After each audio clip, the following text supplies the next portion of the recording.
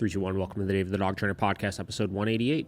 Today we're being joined by Dave Putman of The Art of Dog. Let's get him on. The great.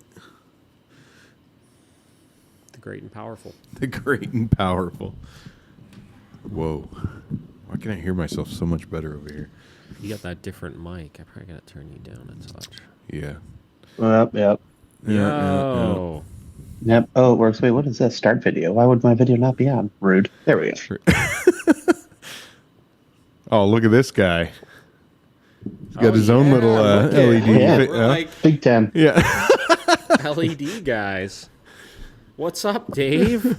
What's going on? How are you guys? You know, living the dream. Wonderful. Yeah. Don't I know? What's happening with you over there? I feel like every time I see you on social media, your production quality is getting better and better. Thank you. That was one of our main goals for 2024. Yeah. Was to start upping the production value on just reels and stuff like that, because that stuff sort of is important, I think, these days. Having good production. Yeah. And walk versus and good material, I should say, too. That yes. Right? Yeah. Of course. But walk me through. I'm curious of what big changes you made as far as your approach to social media recently. Because like I said, it has been like a noticeable difference. Like what sort of like goals did you kind of set yourself to like hold yourself to? What types of changes did you make to like, you know, the equipment or people you're using to help you with it, stuff like that? So I've always had professional camera equipment, right?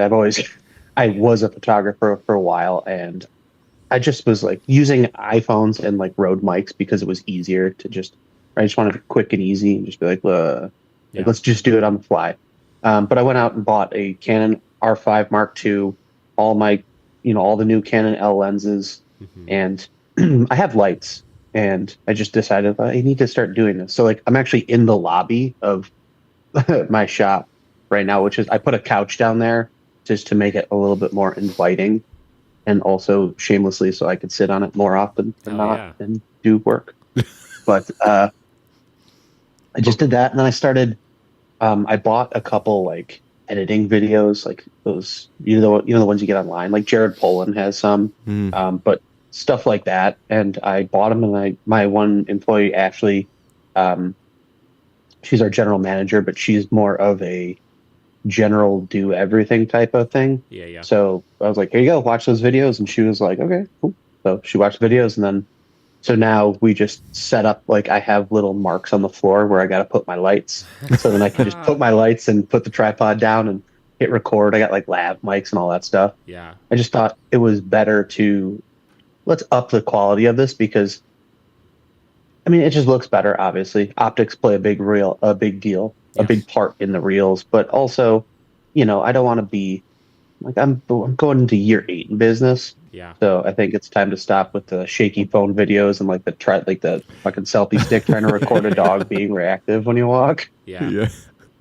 But also having the staff to like I can sit down and do this in the middle of the day. Yeah. No, that's for sure huge. Just a commitment to it. And yeah, I feel like, fortunately or unfortunately right now, it's like if you want to stand out on social media, you got to just have better quality stuff, Yeah. And that's what it is. Yeah. But also just talking shit at people, that tends to like I'm not afraid to hop in the comments and engage. Yeah. That's the one thing. Like I feel like I'm so open to like talk about stuff like on my podcast and things like that.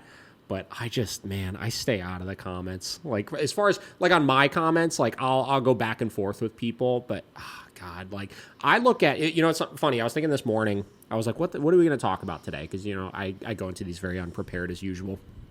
And we got a comment from this guy, Danny, I believe, which I think you've come on our comments and argued with this guy about stuff before.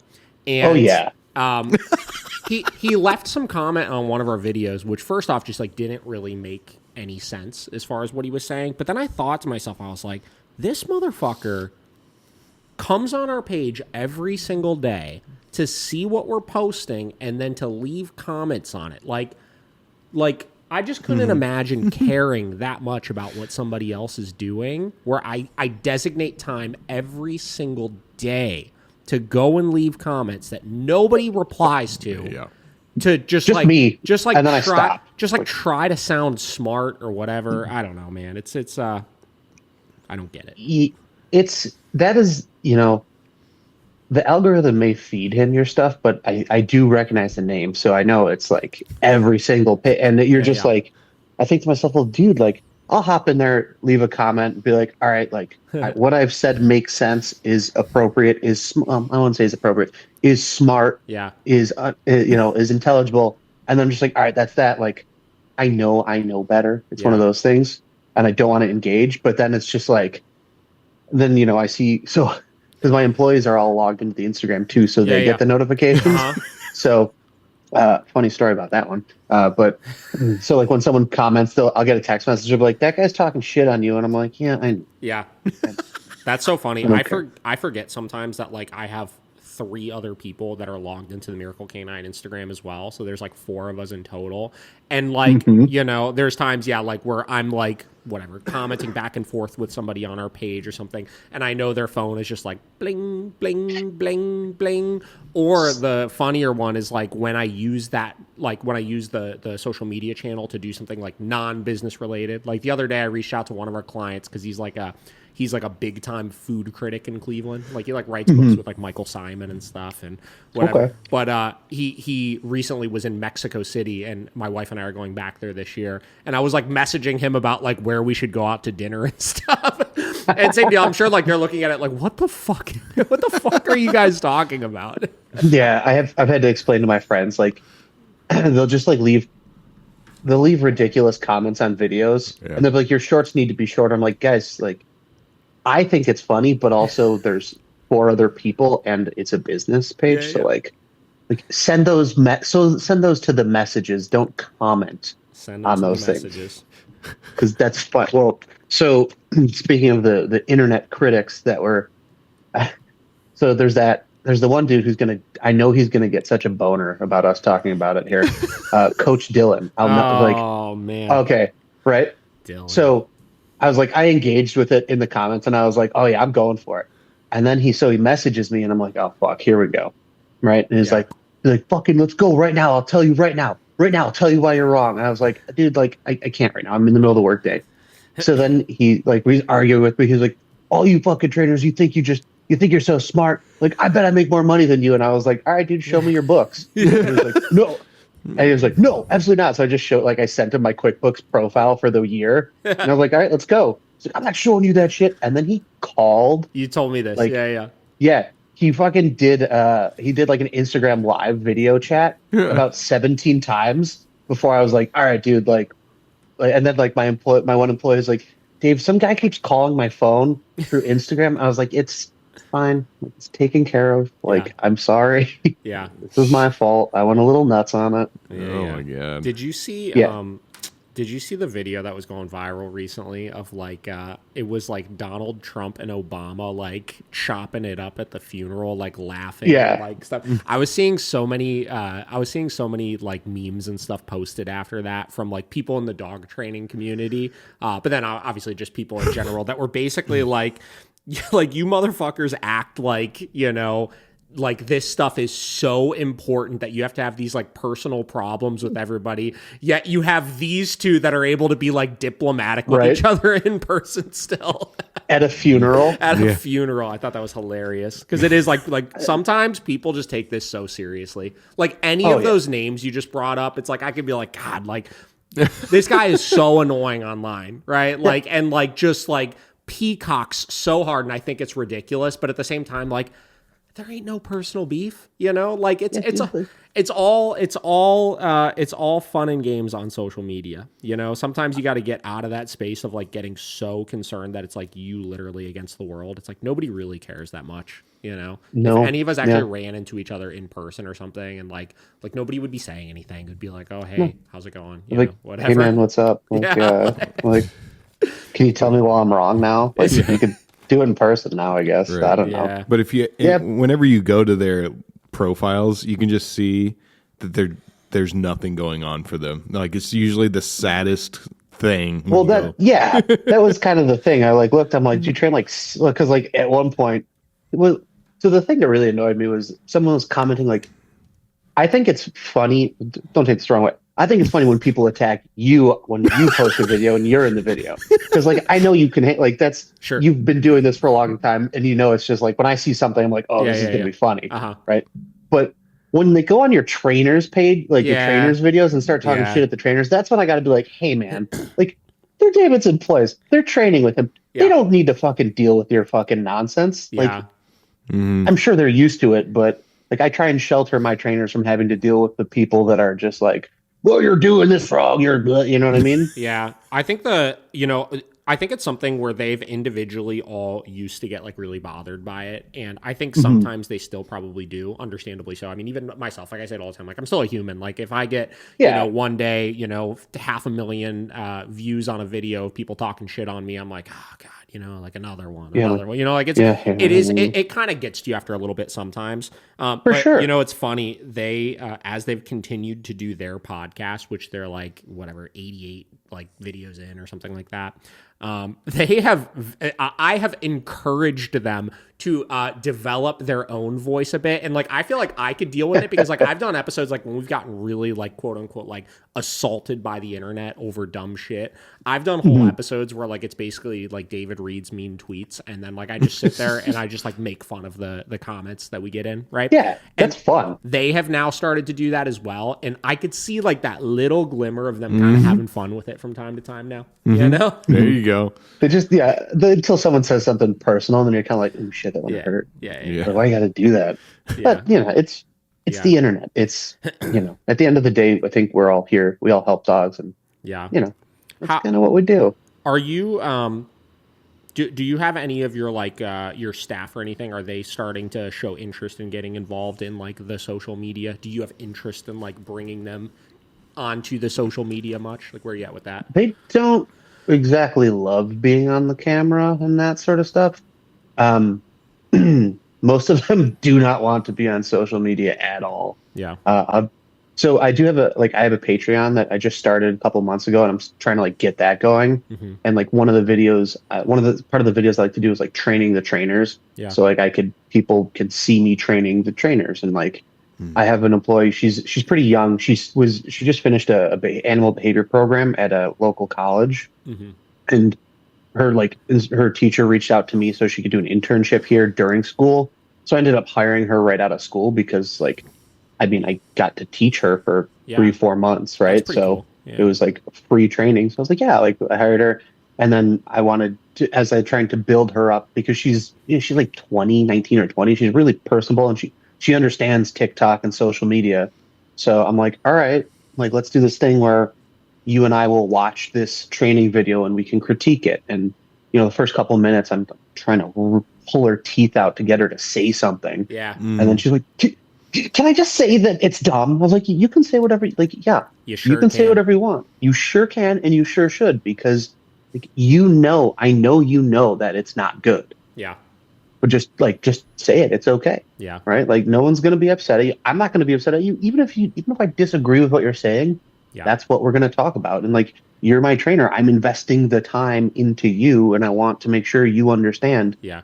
Like training, whether it be the way I see it or the way you see it. And if we're disagreeing on something, let's talk about it, and I'll explain to you why I feel this or you feel that. Yeah. I mean, isn't that kind of the whole thing that makes it interesting, is like hearing, two sides of the spectrum. Like I have, interestingly enough, after I finish this podcast, I go into work, and the girls invited me on their podcast today.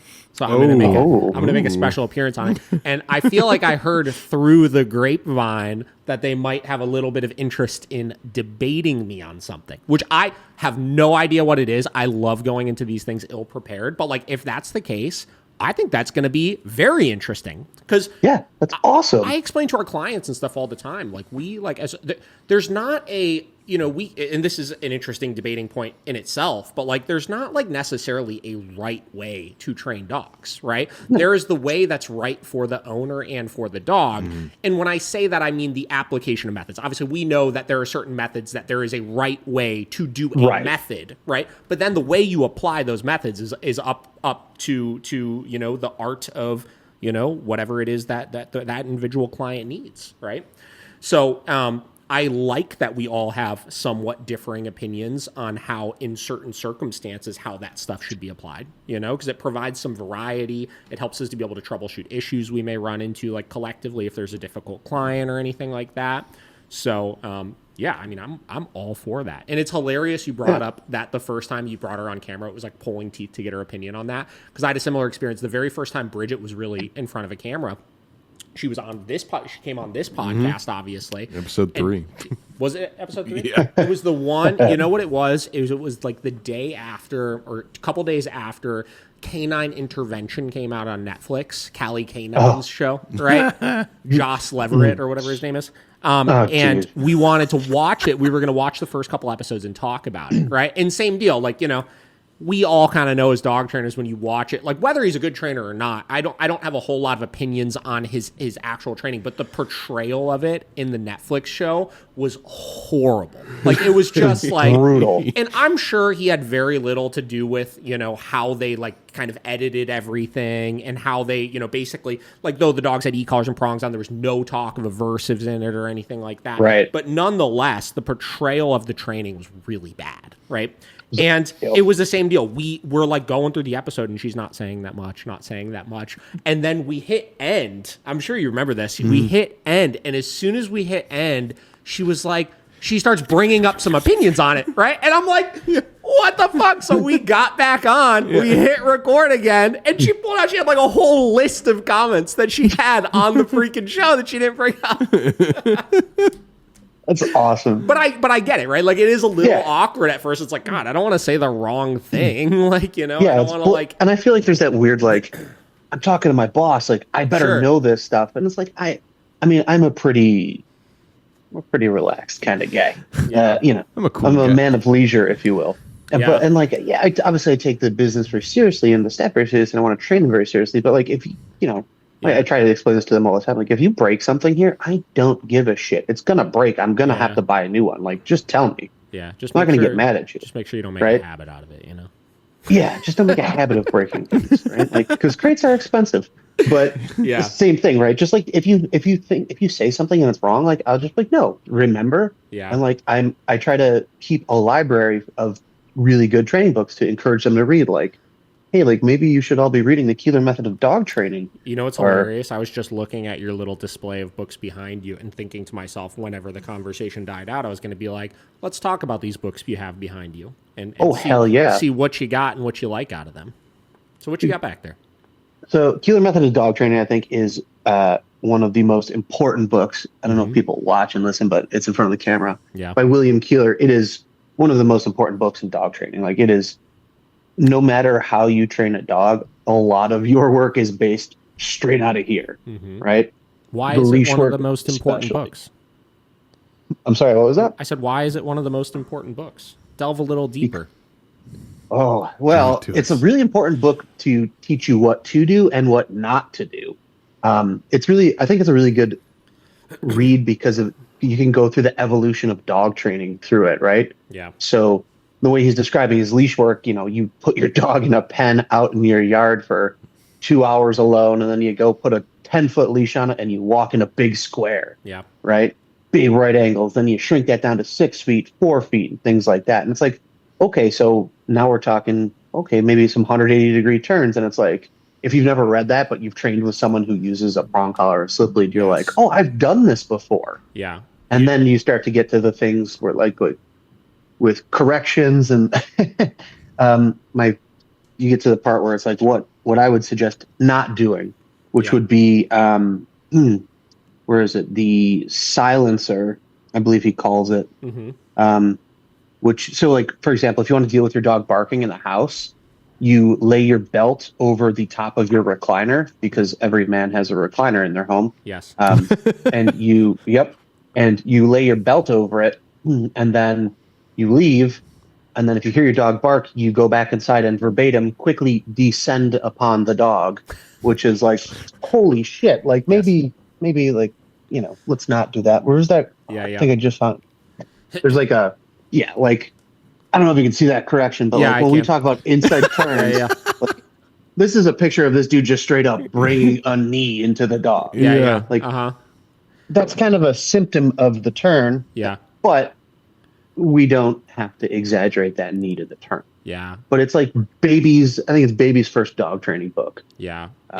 Which is really cool. I love your point of like, it's like what to do and what not to do, because we talked about the Keeler method one time, which, by the way, I am very familiar with the Keeler method. I don't own the book. So guess what? Hold on. See this? This is Amazon, Hell yeah. Right? You see this? Proceed to checkout, place order, and buying hold in on. real time. Order placed. Thank you. So guess Love what? it. Keeler method of dog training coming soon. But yeah, so no, like I said, very familiar with that. I've never actually read through the entire book though. I know a lot of the basic concepts of it. And I think we've talked about it on the podcast before. The thing that I like about it is I think it was the very first system of dog training, right? It was the very first one where really that is a book that I'm not telling people to do it, but you could follow it from start to finish and you will end with a relatively trained dog, right? Yeah. The not to do side of things is just at that time, there was such an emphasis on being like extremely heavy-handed, and we've just figured out more gentle ways to do it, right? Ways to avoid some of the conflict, though there is still something to be said about not avoiding the conflict with some types of dogs you're working with. Like there are dogs out there that like, we don't want to make things as easy as possible for them to succeed. And this is a controversial opinion. I'm interested to hear your take on because I don't think I've ever fully talked about this, but like, I think like when you're dealing with certain types of like dominant or aggressive dogs and things like that, though we could figure out a way to keep things as positive as possible and get the dog motivated to work and this and that, ultimately, if the things are still on the dog's terms and we're never addressing scenarios where the dog doesn't want to do something and we're finding these shortcuts to get the dog to want to do it, are you still kind of always at the mercy of your dog? And is that really the kind of success you're looking to see? And I'll tell you what sparks this opinion, getting back to like discussing things that we disagree with other trainers and stuff. Are you familiar with that guy that Ivan just had on his podcast? I think his name is Dylan, if I'm not mistaken. I don't know that much about him, honestly, at all, right? Aside from a couple of videos that I've seen recently, because like I said, is he like the certified training without conflict trainer guy, or is no, he recently finished, I think, Ivan's TWC certification course, and he seems like a great trainer, right? Like his videos look awesome, the dogs he's working with look awesome, but he's working with his healer right now. That's very aggressive, obviously, it seems like, or typical healer behavior. And he posted this video the other day that I don't know how I feel about it, honestly. It was a video of him on the couch, and the healer is basically on the couch with him, and he's playing with the healer. He's kind of doing like these like keep away things, and the healer's like biting him and jumping on him and doing all this stuff and everything. And it's a stark contrast from what he posted initially, which was the dog terrified of him and like actually trying to bite him and stuff. But at the same time, I was watching that video and I'm like, I understand we're trying to portray like, he was trying to portray like you create this really positive association with this dog and the dog learns these games are fun and all is good and all is cool.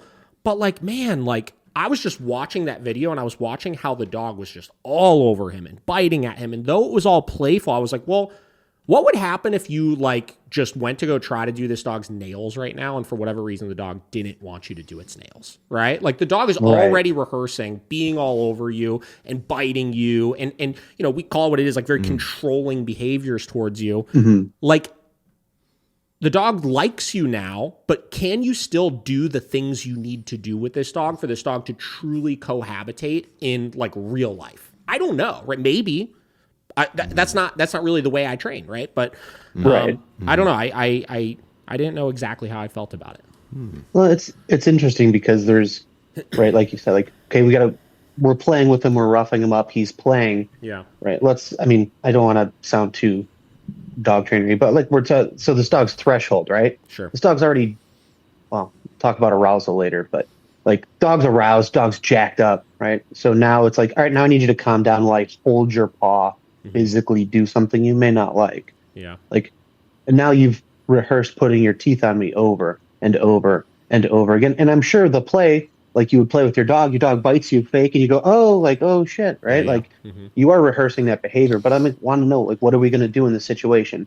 Yeah, we can get a dog that's trying to bite us to play with us. That doesn't take much. Just give the dog some space, let him chill out. Yeah. But now I have to put some stressors, like I have to put stress on you because like in the one podcast where he had Dr. Stuart Hilliard, Michael Ellis, and Stephanie, I can't remember her last name. The panel. Yeah, that was really good. They talked about, like Michael was talking about like stressors in the world that you can avoid. Yeah. So like so if there's an emergency and you have to go to the vet and you have to be held down by the vet, that's it. That's going to happen. So like, how are we going to deal with that? Like, what are we teaching this dog?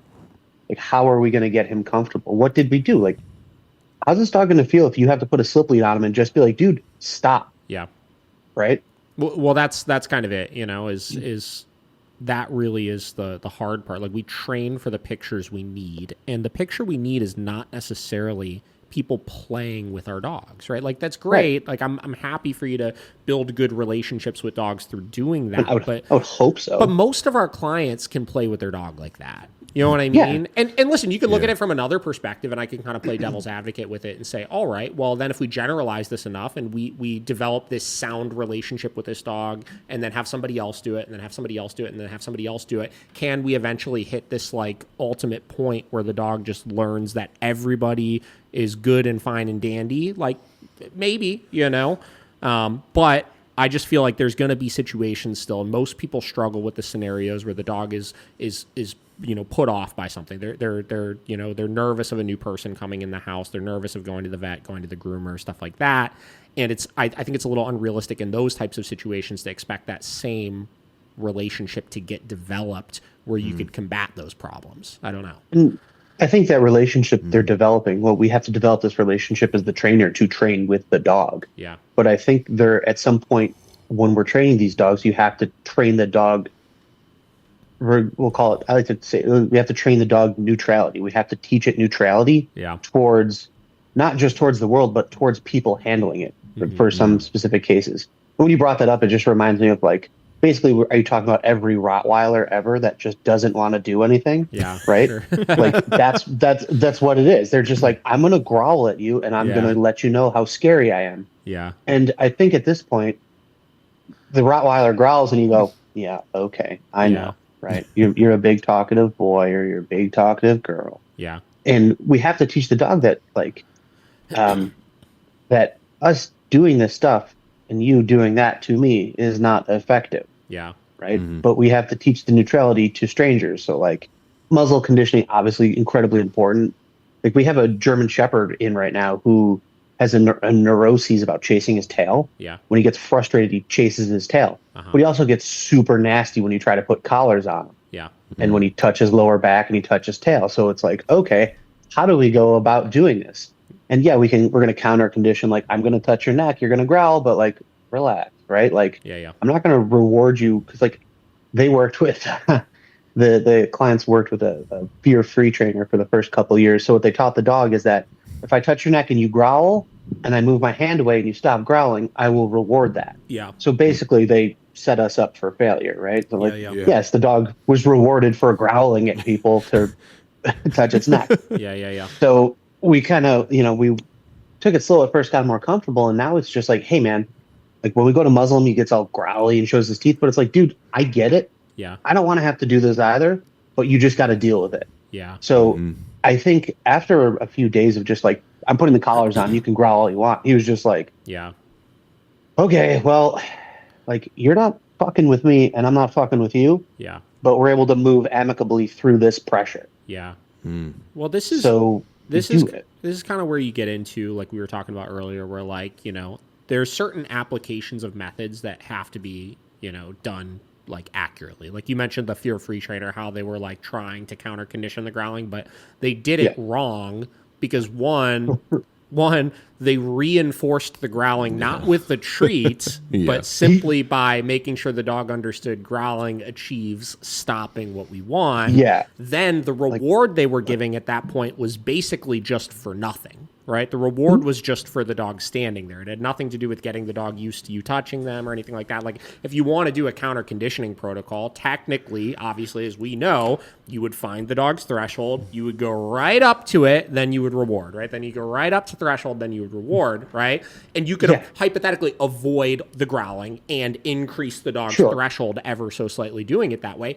And listen, like, whether you're doing a counter conditioning approach that way, or whether, you know, like no shame or hate against this Dylan guy and the way he was doing it. Like I said, it very well may work out fine for him. Yeah.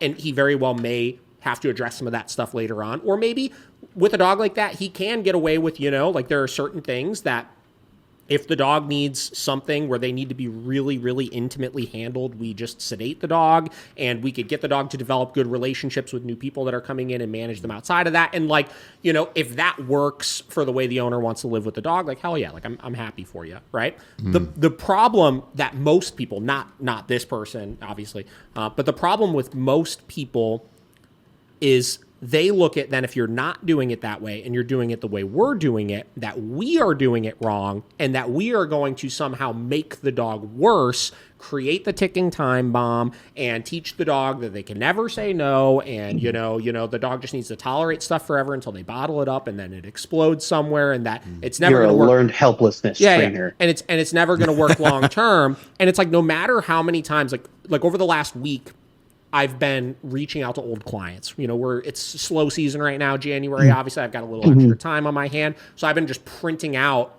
logs of all of our clients we've worked with over the last like 3 or 4 years, right? And particularly since I had one trainer, Seamus, who left recently, I've been reaching out to all of his clients and going down the list, right? And there's people I'm talking to that we trained their dog like 4 years ago, 5 years ago, right? And I'll reach out to them and I'll remember the dog. And there are some of them, one in particular I just made a post about, that like we got assaulted online over because it's like people were like, I was reading that yesterday. Yeah, one with a Malinois, with same deal, like handling issues, right? Yeah. And, you know, 3 years later with this particular dog, the dog is absolutely crushing it still and had to have like an emergency medical procedure done and was able to be handled perfectly fine for it and everything. And it's just like, okay, if your method works, great. I'm happy for you. If you want to do it that way, cool. But like ours is working. It's literally working, right? Another one. We had this Rottweiler, Hank, which was one of the most reactive Rottweilers we ever worked with. We post his video all the time. Same deal. His owner out of nowhere came on the comment section of that video and was like, oh, Hank trained with you guys like 3.5 years ago, and he's crushing it still. And that's another one we got blasted online for, because in the video I had a bonker under my arm because we used a bonker with him to get him to stop, right? And people went ballistic on our page at that time. But guess what? This woman is crushing it with this dog, and this dog is living a great life 3.5 years later still. So it clearly didn't make it worse, guys. I promise. It worked. I know. So, and like, so that's the thing.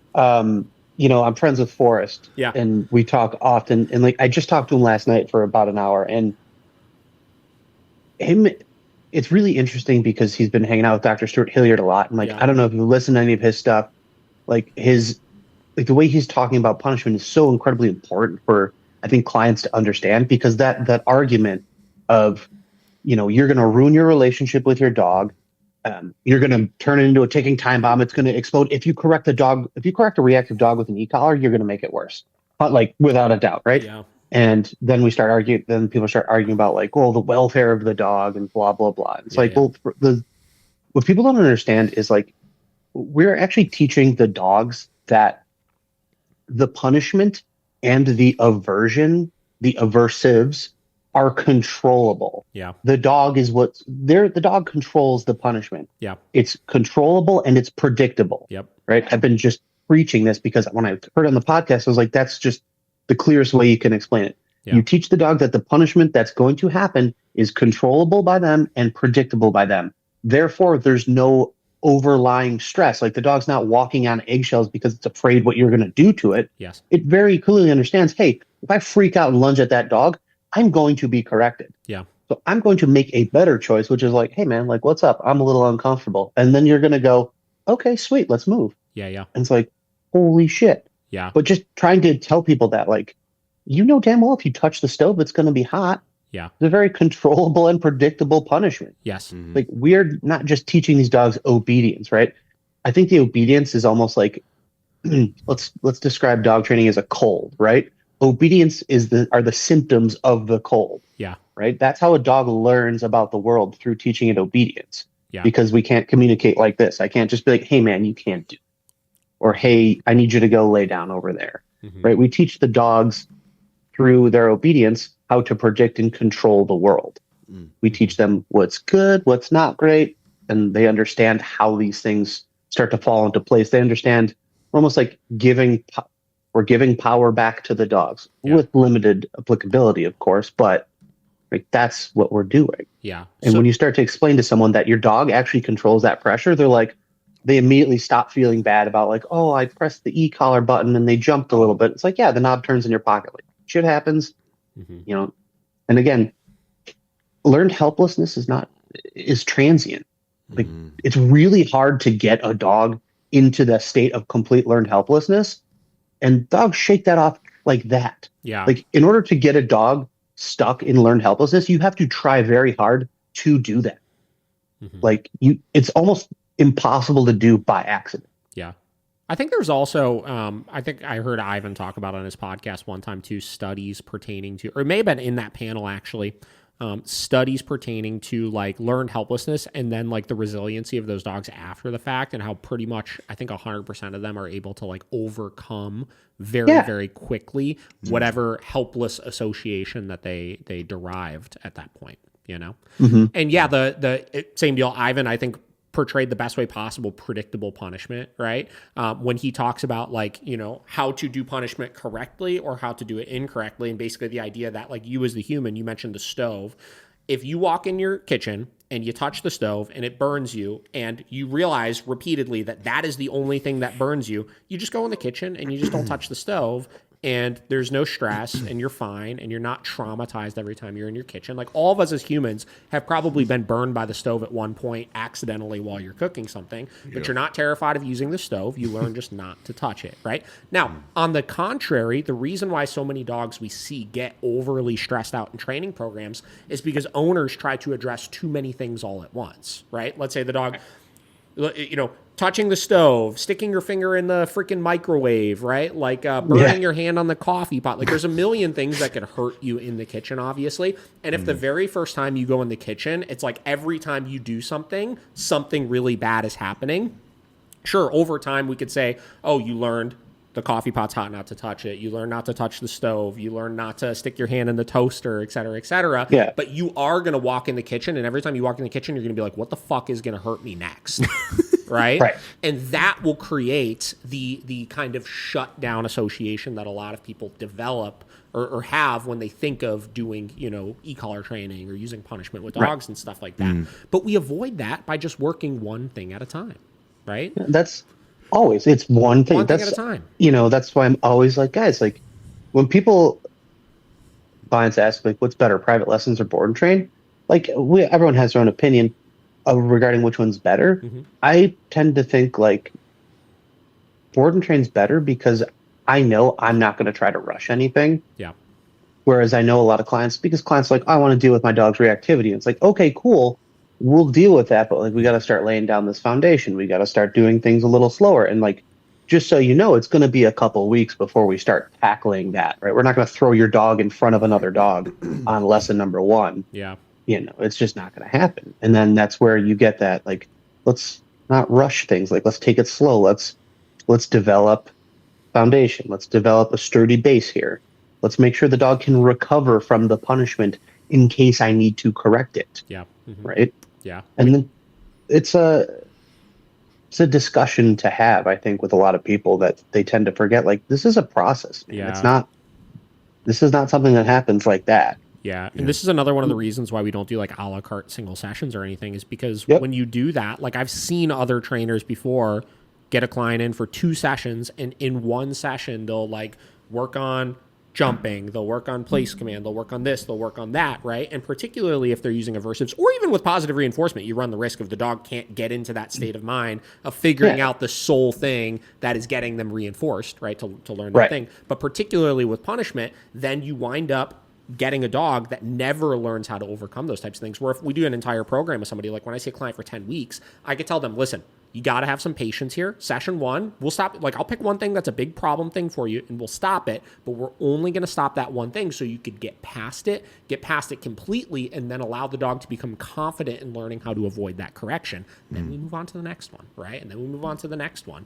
And we do the same thing with our virtual classes. You know, a lot of times I'll do a virtual class, and if a client has like a laundry list of like 4 different things, I won't go over all 4 things. I'll do the first 1 or 2, and I'll kind of instruct them to go, 5-6 days in between working those 2 things. And then we'll just do like a 20-minute virtual call. And then we'll save the rest of the time to then go over the next one, right?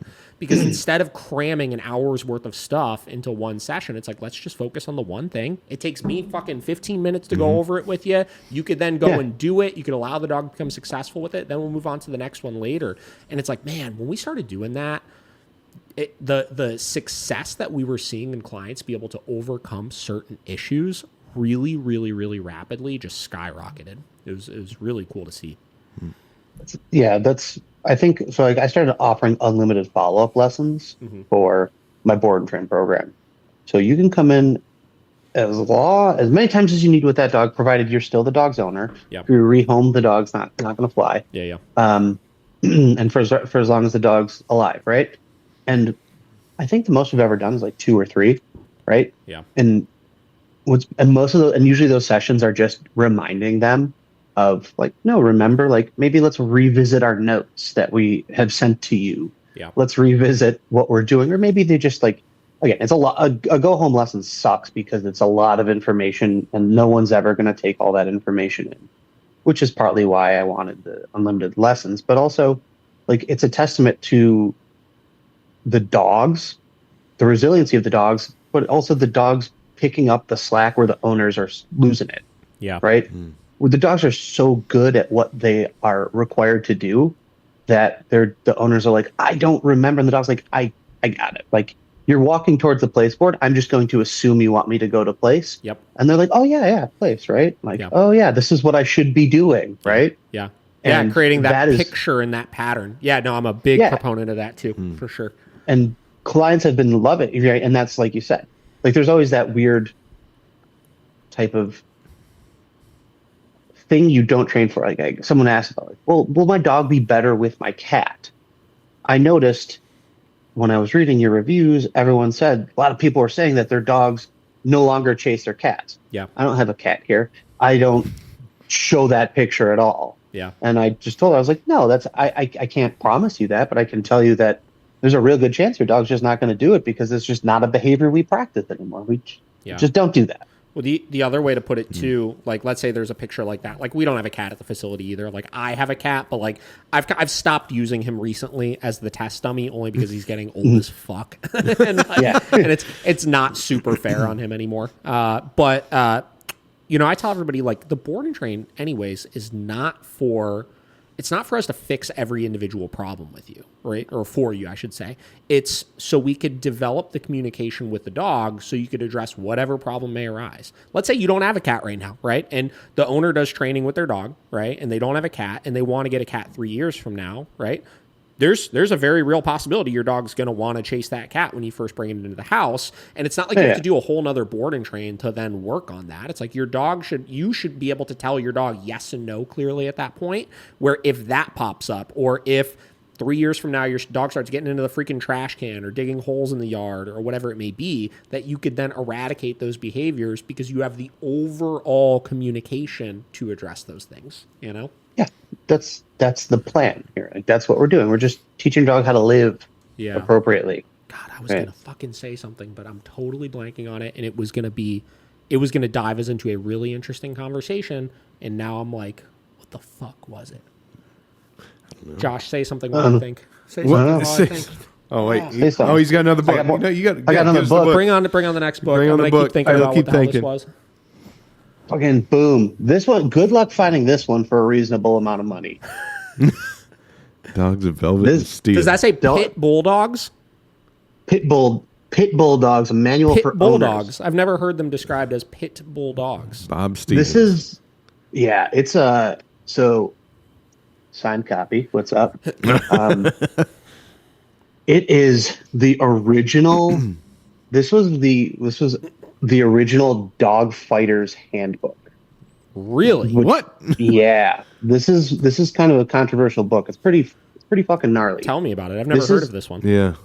This is about catch dogs, about breeding pit bulls properly, like protection with pit bulls. Yeah. Teaching pit bulls how to exercise them properly, how to whelp your puppy from a baby, right? Like there's some savage shit in that book about fighting, right? Because obviously we talk about fighting dogs. Everyone's like, oh shit. Yeah. I'm not advocating for fighting dogs. Yes. We just say it so someone could clip it and say I am. Yeah. Wow. Wow. Dave the Art of Dog is reading about learning how to fight pit bulls. Yeah. What? Yeah. It's crazy. Tell me more.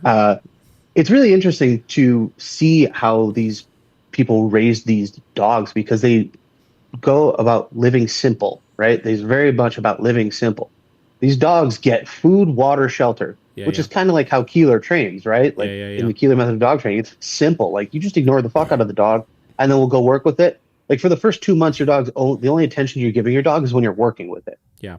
Obviously, I would suggest maybe giving your dog more attention than that. Yeah. But with Dogs of Velvet and Steel, it's very much breeding these pit bulls, working them properly on slat mills, developing proper bite strength, developing proper grip, but for pitties. Yeah. Like teaching how to hunt with them, understanding like, your dog breaks its leg, you cast that bitch up and you send him back out in the field. He's got to tough it out. Yeah. Right? Like it's a really interesting book. Maybe don't do that.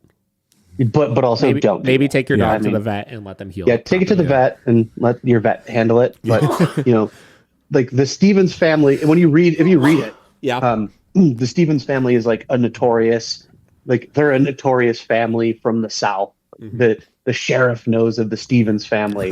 One of those deals.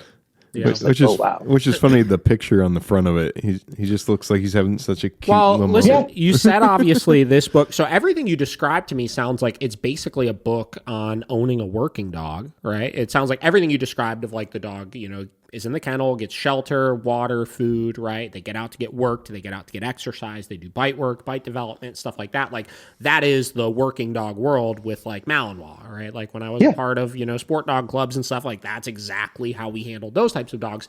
But you mentioned that's a dog fighting book. So what the hell do they talk about as far as that in there? How to break up a fight properly. Okay. How to train your dog for toughness. Got it. Right? Yeah. So hard them up. Yeah, I understand. Harden them up, toughness. How to break up a dog fight properly, because what a lot of people think like, oh, dogs fight to the death. The dogs don't fight to the death. Yeah. I'm not, again. We're not advocating for it. Not advocating for this. But the people who are fighting these dogs love these dogs. So they want to break up these fights so their dog can efficiently and safely live. Effectively. Yeah. Mm-hmm. And that's where, right, when the whole pit bull stigma came from, is because like they talk about it in this. Any dog that showed human aggression was called as a pity puppy, right? Like they don't want that in the lines, because when they go to break up those fights, you've broken up a dog fight. How many times does a pity turn around and fucking nail you? Yeah. Right? Uh-huh. These pitties, that happens when they're puppies. They get called, man. This is like brutality. Yeah. And that's how they get these dogs. And then it became like backyard breeding turned these pitties into like, oh yeah, we can bite people. We don't mind that. Yeah, and it's interesting. Like, we could look at that and we could say, all right, like, a lot of people look at it and be like, oh, God, that's such a horrible book. You shouldn't have known it. People say that shit about the Keeler method, too, because there's things in the Keeler method that it's like, don't do that with your dog, right? Don't hit him with a wooden dowel. But it's like, listen, like, if you want to learn how to keep dogs safe if they're fighting and to get them to break up, meaning not let them fight, but like if a dog fight breaks out, how do I properly break up this dog fight where I reduce the chances of injury and stuff like that? People that fight dogs professionally are probably going to have the science of breaking them up properly down very pat, right? They have it down. So a book like that obviously is going to be able to provide very good insight into that. And then past that, I mean, just the working dog standpoint, right? Being able to like physically and mentally enrich your dog through those types of things, right? Like, and be able to satiate those dogs' desires is probably controversial opinion, but they clearly are probably going to have a good take on that as well. It reignited my love for the flirt pole, honestly. Yeah. Like, forget the flirt pole. Like, I often forget we have a flirt pole here. Yeah. And then I'll see it. I'm like, oh man, we should play with the dogs. Or like, one of the trainers will be like, oh yeah, dog loves a flirt pole. I'm like, oh, why am I not? Yeah. Like, let's start. I try to get some of the working dog stuff in with the board and trains here because, I mean, I like to create driving dogs, and I think one of the new flavors of the week is like, you can't train a dog if it's aroused. Like, if you know what I mean? There's one of the guys who wears a hat a lot was like, if your dog's aroused, you can't train it and it'll use food. And it's like, bro, like, have you watched anybody train a working dog ever? You think you're going to ever have a Malinois not highly aroused? Yeah. Like, maybe that's where you got to pick up your skills, homie. Yeah, or like I hear again, like somebody else big in the dog world, which I don't want to be too critical because like a lot of these guys I really respect as well. I think they've brought a lot to the dog world, but you hear the term, is the food helping or hurting, like thrown around a lot. Like I hear that one, and it's like, man, like same deal. Like, as somebody who is involved in the sport world, like, what it's like to work dogs that are ridiculously jacked up for food. And if you're saying the food is hurting, that means the way you're implementing the food, the dog doesn't know how to access it. Because if the dog wants it that bad, as soon as something clicks in their head where they're like, oh, I just do this and I get this, they're going to do it 10 times more efficiently than if you took that food away.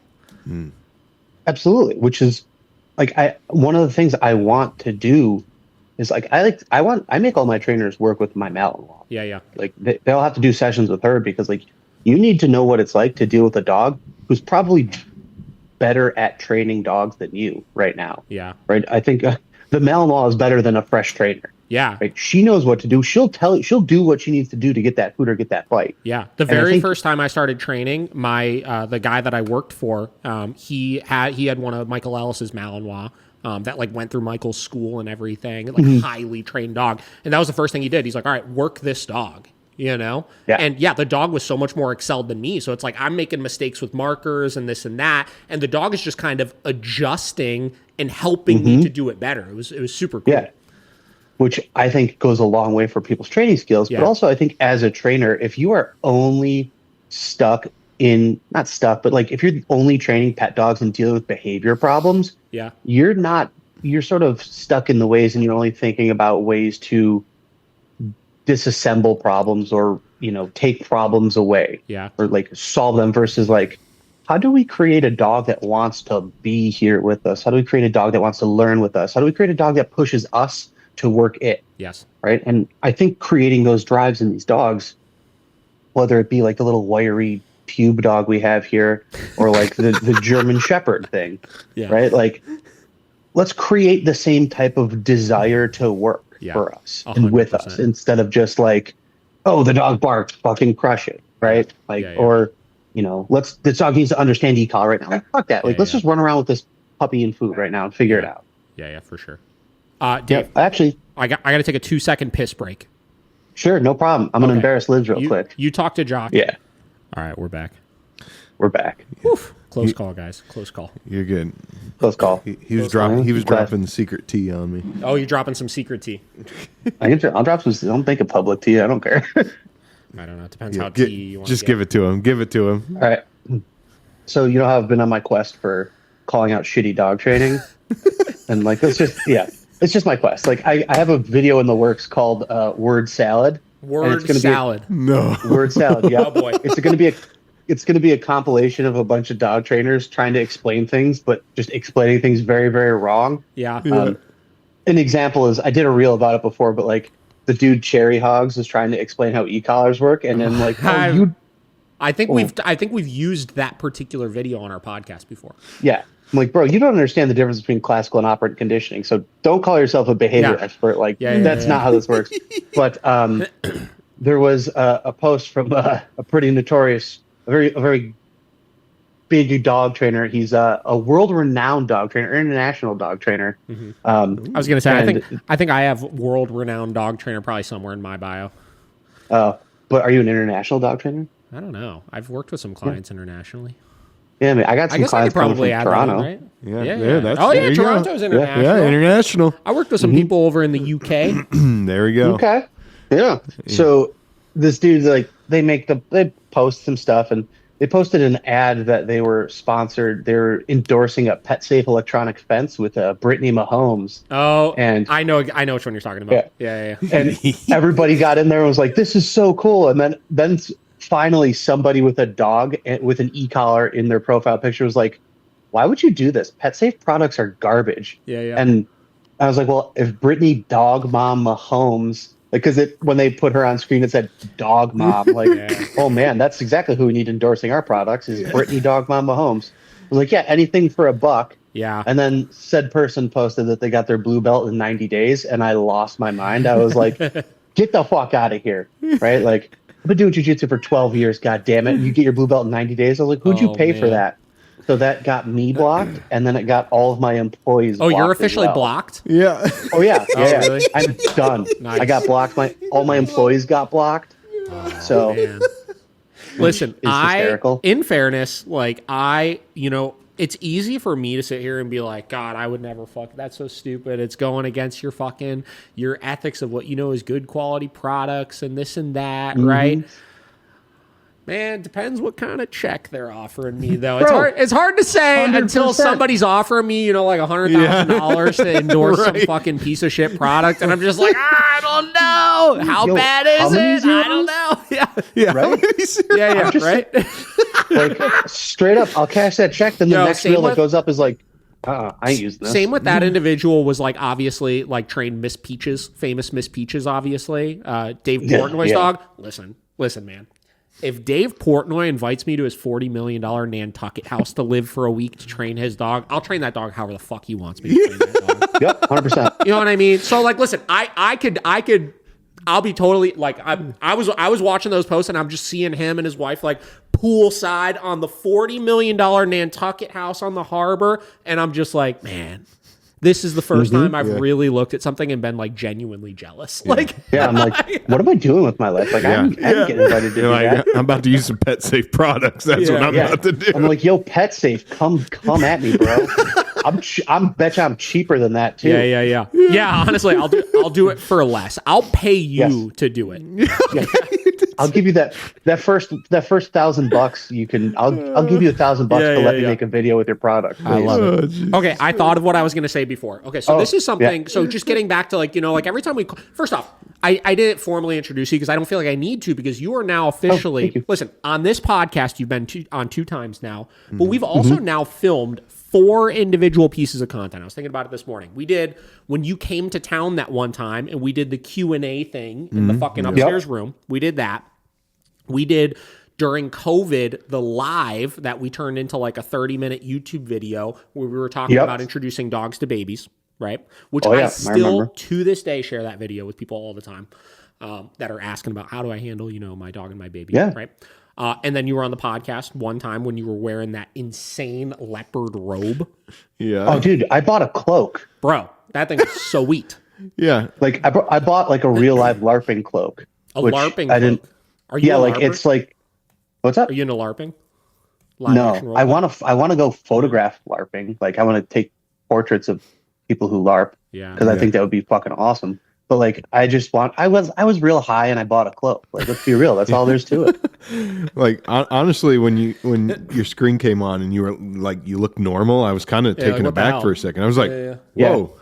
Yeah. I know, right? Like, oh, he's wearing a hoodie. Yeah. Weird. Yeah, he told me last night that you were going to be on. I was like, oh, I cannot wait. You guys are kind of like looking like each other too. Right? I know. A little bit, I know. Similar colors and this is I'm cosplaying. Similar length beard. I'm cosplaying Dave today.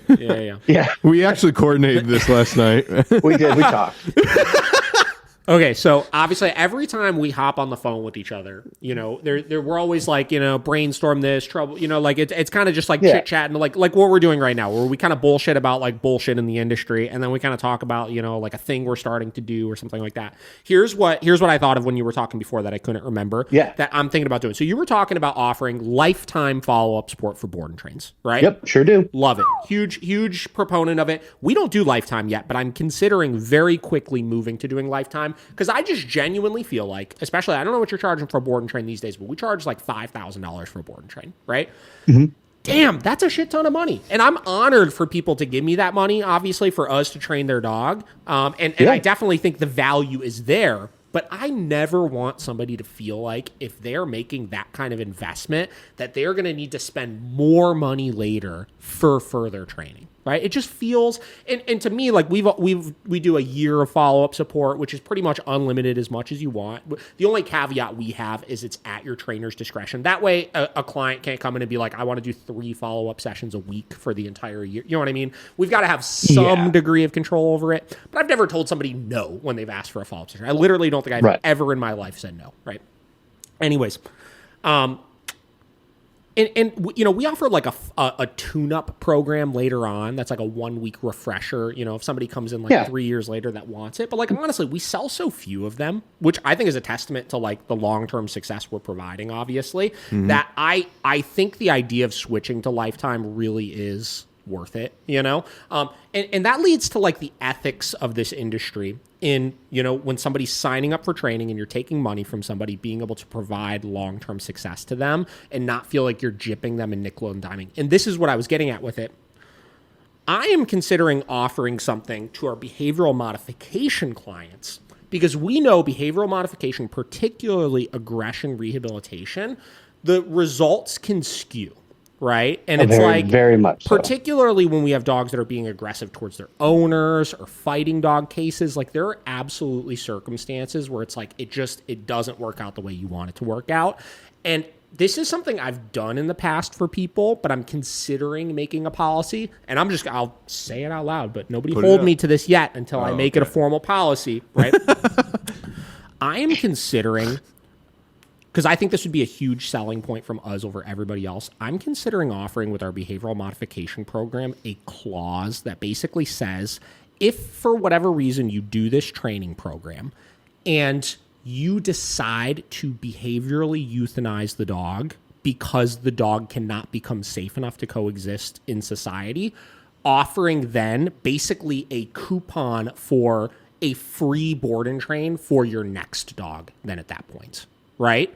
Because I think so many people are scared to make the investment into their dog because it's like, it might work, it might not work. And if it doesn't work out, and then a year later I put the dog down because the dog, you know, bit Aunt Susie and you know, it's just not safe enough. I wasted $5,000 for, you know, nothing basically.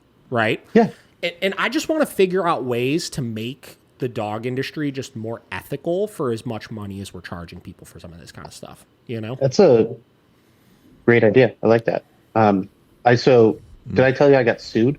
Did you? Lost? No, you don't. Yeah. Whoa. Okay. It actually does have to do with that portion, which is why I brought Fill me in, I'm curious. Which you can't see it, but there's a big sign behind the computer that says no refunds or exchanges, all sales are final. Anyway, that's a killer program. I like that idea because that's, you know, one of the questions you get a lot is like, well, do you have any guarantees? Yeah. Like, no. Like, I cannot guarantee the behavior of your dog, but I can guarantee that if you follow everything we're telling you to a T and doing the work, your dog will be in a better place. That's really all I can guarantee. Yep. So, you know, like I said, I know you do good work, so I don't think you're going to see a ton of lifetime follow-ups. Yeah. And generally, the only follow-ups we've gotten that have been past a year mark are like dogs that bite people that come into the house, right? Yeah. The dogs that are biting people, that's really it. Generally things like reactivity, you don't get too many follow-ups because usually it's just like a timing issue with a correction or something, right? Like, or like someone's like, oh, we had a bad walk and my dog blew up and I just want to do a follow-up, which really, you know, turns into just like a talk session where you're like, listen, you let it go too far, shit happens.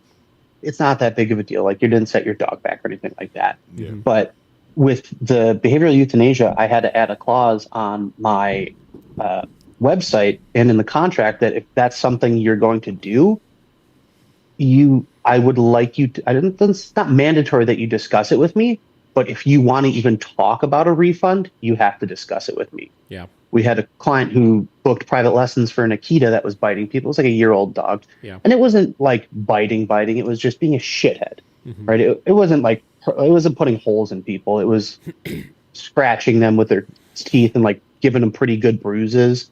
And it was just a puppy who was just doing whatever the fuck it wants, and they weren't correct. Yeah. So they did a lesson with my one trainer, and it wasn't me, because like when you do lessons, like if I'm here for the lessons and it works in my schedule, like yeah, for sure you'll get me. But like I'm usually doing other things, so I don't, I can't be here 8 hours a day, 12 or can't be here 12 hours a day, 7 days a week. Yeah. So she does one lesson, and then lesson went great. And again, first lesson, we're not really going to go into the whole like your dog's biting me thing. We got to stop it like this, because we can't, right? We did our leash work, right? We taught the dog how to understand leash pressure, how to walk properly on a leash. What did this client sign up for? Like, what was the package they signed up for? 5 private lessons, including your e-collar and prong collar. Got it. Again, my recommendation was a board and train. If your dog's biting people, board and train. That's it. Like that's generally how that goes. I just think it's better for that, because again, whatever. Most people aren't going to correct their dog to the point where it might need to be corrected for biting, because there's that emotional attachment to the dog. Yeah. I'm saying I don't love dogs, but I'm not emotionally attached to your dog like you are. Yeah. So do this lesson, and then 2 months go by, and I'm like, hey, like, how's this dog doing? And my trainer's like, well, she hasn't really scheduled lessons again because she doesn't drive in the snow. And I'm like, well, it's fucking January and it's fucking Buffalo. Like you gotta do a little, like you gotta do something here. Yeah. I'm like, we don't go to people's houses anymore. Like I don't do that. I'm not gonna send my employee from here to Lancaster, which is like 45 minutes away. Yeah. Right. I'm not gonna do that. Not during a shift, and then you know what I mean? It's just not gonna happen. So then I get a text message that they euthanized the dog because it bit her husband or something. And I was like, I'm so sorry to hear that. Like, I wish you would have contacted me prior so we could have got her in for a board and train or something. I would have thrown the dog in the board and train even if we were overbooked, like just something to make sure this dog can live. So she's like, well, I want a refund. And I was like, well, as it says on the website that you clicked through and you acknowledged that there are no refunds or exchanges. Yeah. And she was like, well, I had to put the dog down because we did one lesson and it didn't work. It's like, that's, Yeah. And of course I have the receipts in the text message. I'm like, I described to you how this works, blah, blah, blah. Yeah. Whatever. I was like, you're not getting a refund. Sorry. I'll happily credit, if you get another dog, we can do 5 lessons and stuff. It's no problem. We'll take care of that. Right. Yeah. There's your coupon for your packet. Right. And then I get a letter that I'm being sued in small claims court for the $750. Like, I'm surprised they didn't just try to dispute the charge. Like just through their credit card or something. Because we've run into similar. We've never run into it after somebody has signed up for the program. But we've had people before like sign a dog up for training and then like 3 days before they're supposed to start basically be like, yeah, I got rid of the dog, so I want my money back. And same deal. It's like, we've been through all the like state of Ohio like requirements as far as like enforcing like a refund policy and stuff like that. But like with a service-based industry, basically what I've learned is like until you've completed the service, technically speaking, they could fight it, and these credit card companies don't give a fuck, And nope. Square too, like we use Square as our credit card processor. They don't give a fuck either, It's basically like that's what I do too. Unless you have like 27 million documents, like showing this, and this, it's like they take the money back. It's just yep. So we go to small claims court, and they do like my whole argument was like, I have all of this text messages explaining how the process works. I have this thing on my website that you have to click through and verify that you understand there are no refunds or exchanges. Yeah. And the judge was like, well, do you have a sign up in your shop? I was like, no. I was like, I didn't know I had to have a sign up in my shop. I would have thought someone understood that when they read that or when I explained to them how this works. Yeah. And then like she had a note from a vet tech that said the dog bit one of the vet techs. And I'm like, and at some point I was like, Judge, I just have a question. He's like, yeah, what's going on? It's like, who's the expert in dog behavior here? Me or her? I don't think he liked that very much. Yeah. But he was, but because then at some point her husband was like, I just want to let you know that I am the alpha of this family and that dog still bit me. Yeah. And then of course me being me, I was like, well, I don't think you are the alpha because that dog fucking bit you, man. Yeah. And I guess the judge also probably didn't like that. Yeah. But anyway, I got a letter. That's interesting. I would have been really curious to like first off, like that probably wasn't worth your time to go to that for $750. No, next time someone tries to get shit for $750, like, I'd be like, fucking take this, go away. Take it. It's not worth my time for that. But also, like, I would have been curious, like I said, in the state of Ohio, the requirements for enforcing a refund are it has to be clearly visible to the client at the point of purchase what the refund policy is, right? Which we've made all the adjustments we need to, where before you hit pay. So obviously, if they're paying in shop, that would be that. Like, we invoice everything out. So it's like at the very top of the invoice is the fucking refund and cancellation policy on things. Right. Yep. Same on my QuickBooks invoices. So I would have thought, like if I were in that situation, I would have been like, had it been worth my time, right? I would have went there and been like, okay, this is what it says, right? As far as like the Bureau of fucking Business of the state of Ohio or whatever the fuck, as far as how you need to enforce a refund policy. I did all of that. So if I'm doing it incorrectly, please tell me what I need to do to make sure next time I'm in this situation that this doesn't happen again, right? I'm just... Yeah.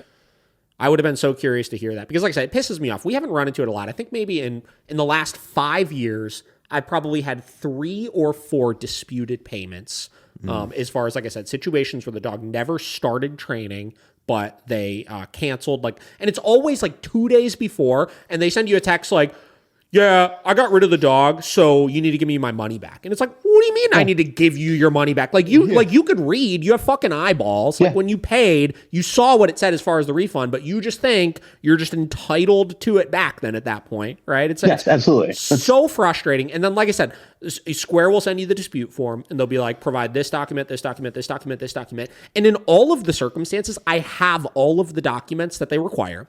And I upload all of them, and then I get a fucking email in a month basically saying the dispute has been resolved in the client's favor, and basically, they got their money back. They took your money, and it's just like, okay, like I just wish there was somebody I could talk to and just be like, okay, I provided everything you asked, so like, can you just explain to me like what it is that I'm doing wrong? You know what I mean? Like to make sure I don't run into this. I just don't get it. Yeah. So same thing. Like growing business. Having W-2 employees, getting a workman's comp and unemployment insurance, all that. I wasn't offering a paid family time leave rider or something else, which I didn't know I needed on my insurance rider. So instead of like someone just emailing me or writing a letter, they fucking subpoenaed me for a $6 a month policy on my insurance. Like, what is the policy for though? I don't understand. For unemployment insurance.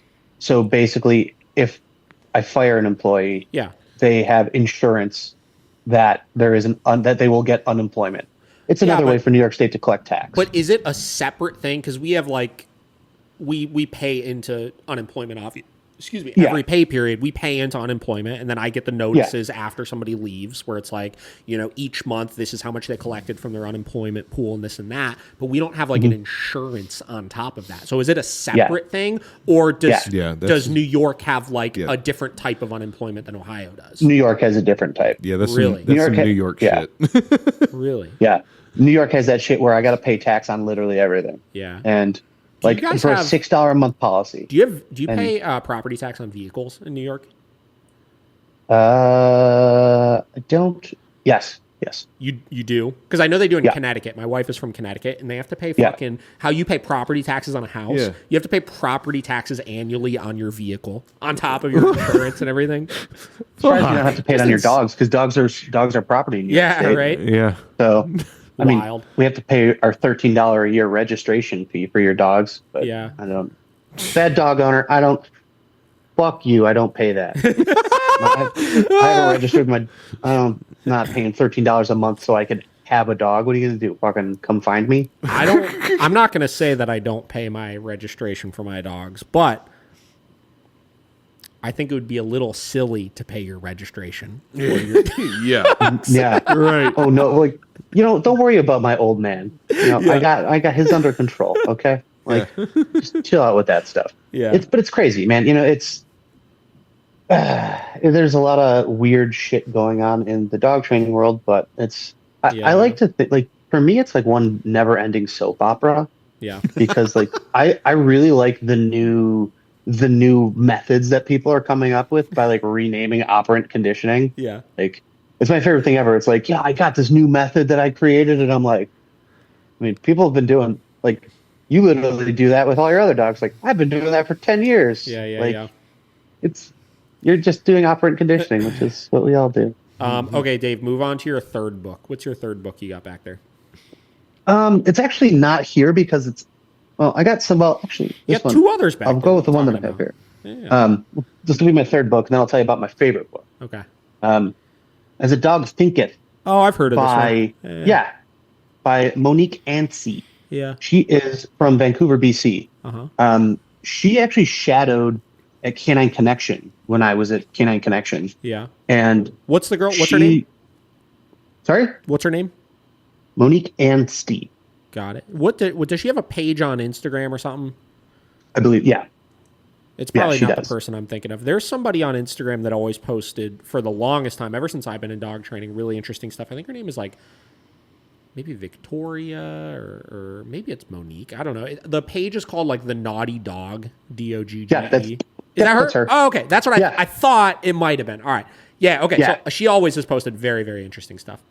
Yep, and that's like they're just like little blurbs and just like little helpful tips. So like I just opened one to August 13th called Do Something.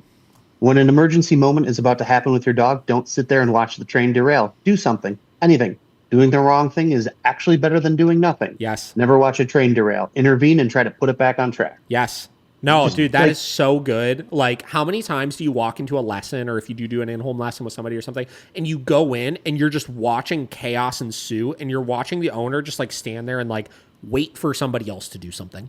And it's just like, I want you to see what my dog does. Just I don't want try to do something right now. Try to do, as she said, anything right now to get the situation under control, right? And some people just like, they learned helplessness. So many owners are in learned helplessness, right? And they just stand there and they just like over time realize there's nothing I can do that's going to stop this. So I'm just going to let it happen. And it's like, man, let it go. Man, try something. To do something. Like literally anything. And that's what her, so when she released that book, I talked to her, I became friends with her when she was here. And I've kept in touch. Super cool. And just, she's a really, really knowledgeable trainer. Yes. She does some IGP work. And she introduced me to heated socks, like battery powered heated socks, because it gets real cold up there. Bro, get ready for this though. Don't use those. So I have somebody that I know. So back when I was in a band and we would tour, we toured with this band they were from Rochester. They were called Good Luck Varsity. Mm-hmm. Awesome band, whatever. And the guitar player started another band called American Arson and whatever. I follow him on Facebook and stuff still. And he posted something. He had a pair of heated socks that he was wearing under his boots that exploded in his shoe. And he lost the whole bottom of his foot and had to have skin grafts and like his foot like reconstructed and stuff from it. All right. So yeah, don't use those. I'm gonna let my feet freeze. Fuck that. I don't want that. I mean, listen, like he can walk fine. His foot's good now, and he's probably gonna get a fat paycheck from that company. So Yeah, but I ain't trying. I hope he does, but let's not burn our feet off. No. But she is super. Monique's great, and like the little blurbs every day are just. They're really short, like maybe 2 paragraphs at max. Yeah. Really good book to read. Yeah. I have. It's definitely on my reading list that I give to new trainers because a lot of people ask me. Read me another one. Let's see. What's today? January 15th? Yeah. Well, January 15th. See what's up. Oh, January 18th looks good though.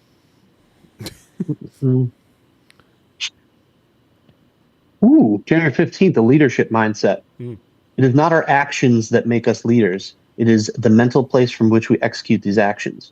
Walking through a doorway first doesn't make you a leader. Neither does asking your dog to do something before you scratch him.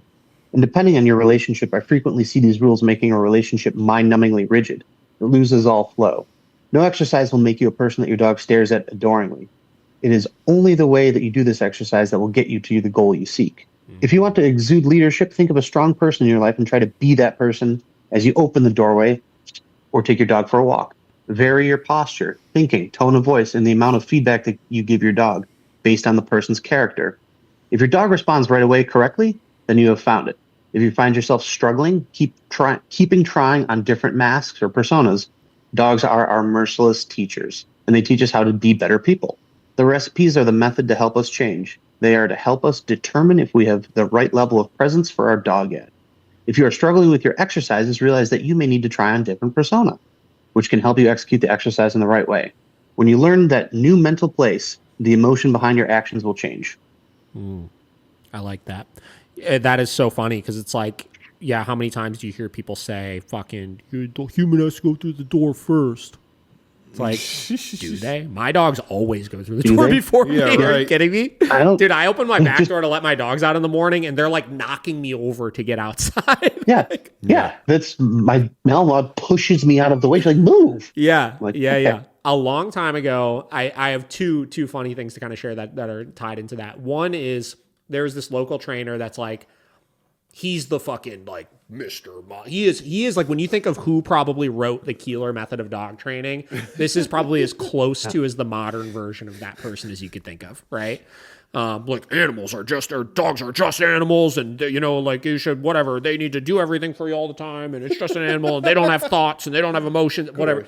Anyways, one time I remember I posted a video forever ago of my Malinois Vinny. He's on the couch with me hanging out, and I'm like scratching his head, and then I would do this thing where, like, listen, like, yes, should your average person not be like reinforcing this? But yes, but I'm a dog trainer, I can get away with it, right? But I'm sitting there and I'm like scratching his head, and then I would like hide my hand, and he would like jam his nose under my hand, and then I'd like scratch him again, and then do it, and he'd jam his nose under my hand, right?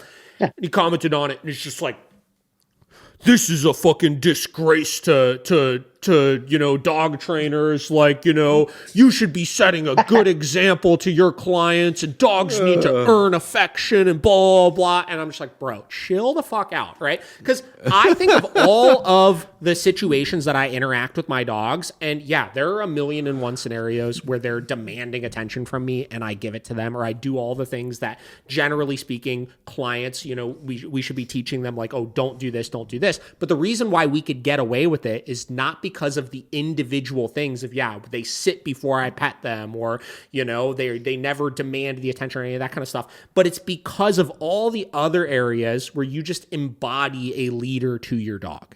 Right? Yeah. So to their point, it's not about the physical action, but it's about who the individual is that is doing those actions that really demands the respect out of dogs. Right? It's really interesting because, like, when you say things like that, like, a lot of the times, like, I don't get my hands on the dogs as much as I'd like to. Mm-hmm. I want to be able more involved with the dogs here, but like, even like most of the times I'm getting my hands on the dogs, it's like to do the dirty work. It's like this dog's being a total jerk about trying to get the muzzle on him, so we got to like handle him and make him sit. We got to put him on a back tie. We got to get this muzzle on. We got to hold him still. Uh-huh. So like, I'm the big boy. I'm the giant. I'm the guy who owns business. So I got to do it.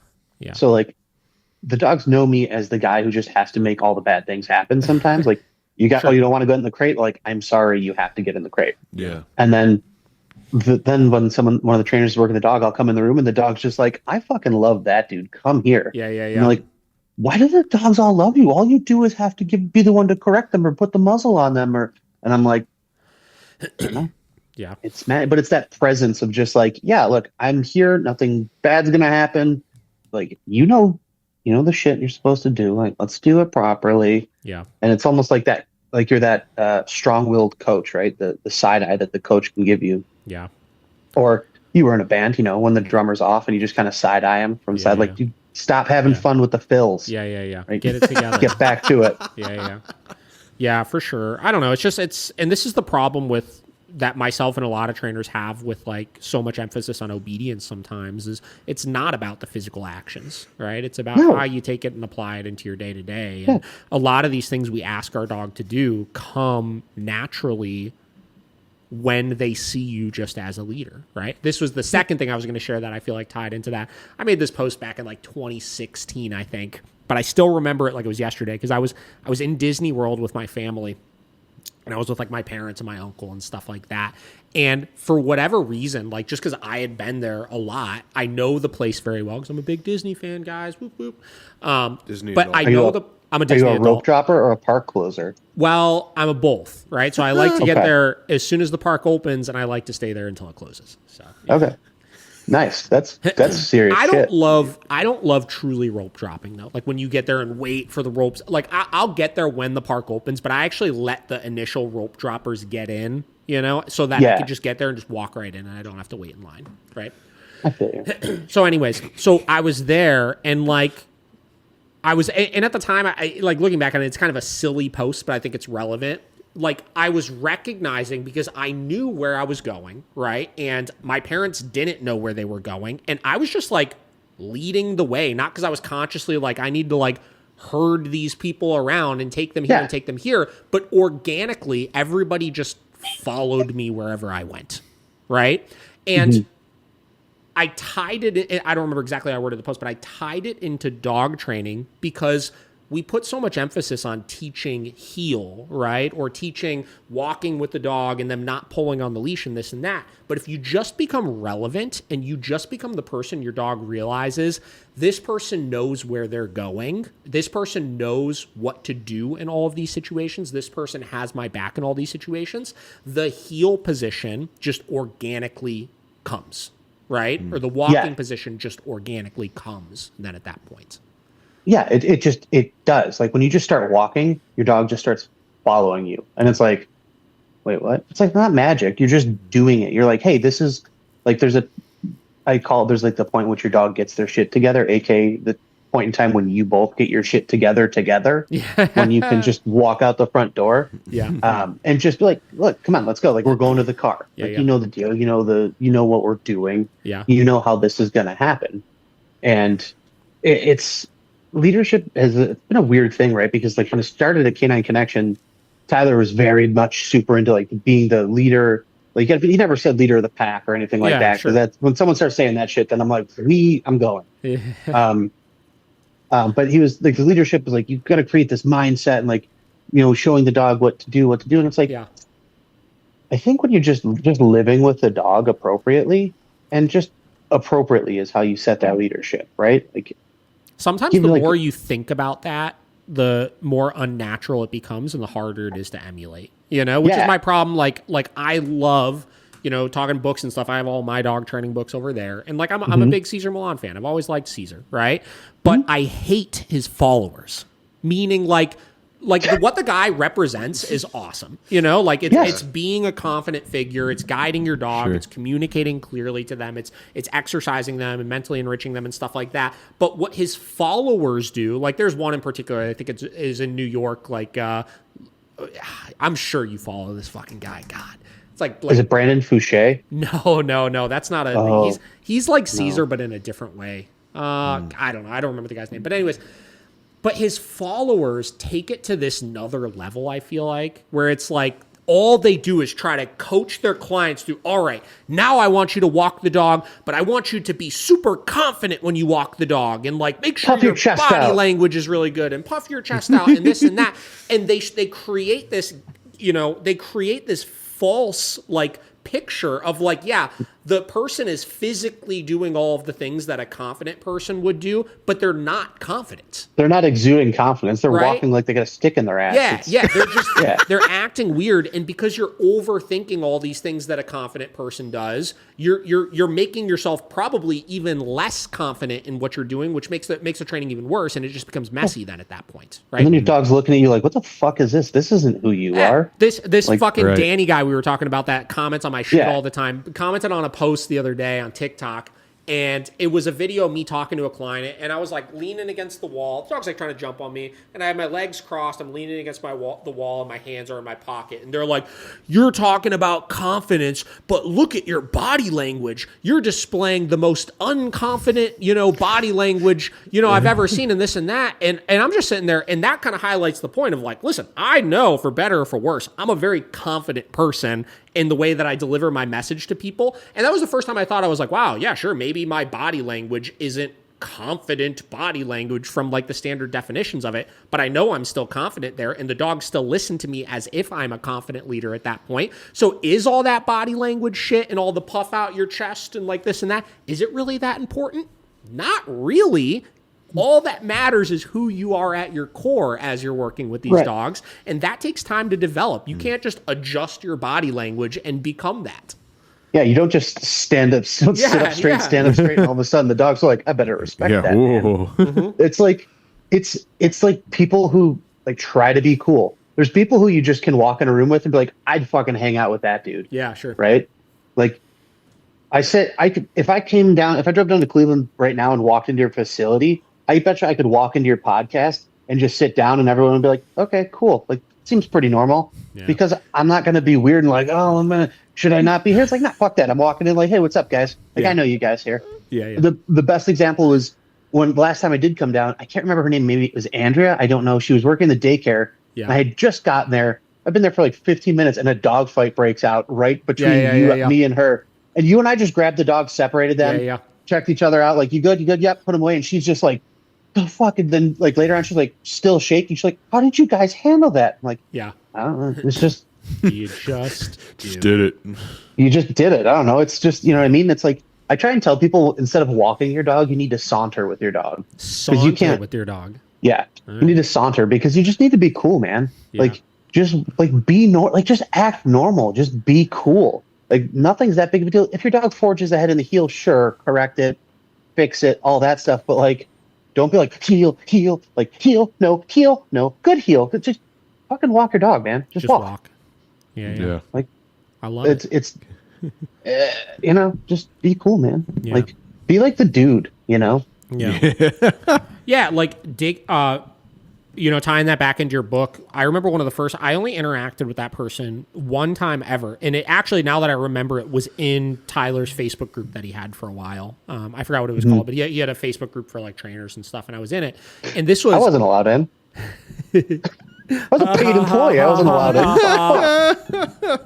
in. But this was I was still probably working for somebody at this point, because I think this is when I first came out to see Tyler, which I was still an employee for the first dog training company I worked for. But anyways, this is when I just gotten Vinny, and he was a Malinois, and he was a fucking psycho. And I was of that mindset of, this is probably when I was really deep into like Sean O'Shea and Jeff Gelman and stuff. And they basically had this mindset of you could just like correct every issue away and like do more place command and more downstay if your dog's like neurotic and anxious and all this. Yeah. And I was trying to do it, and it just like, I was just beating my head against the wall, not getting anywhere with it. And I remember she said something very, very impactful to me.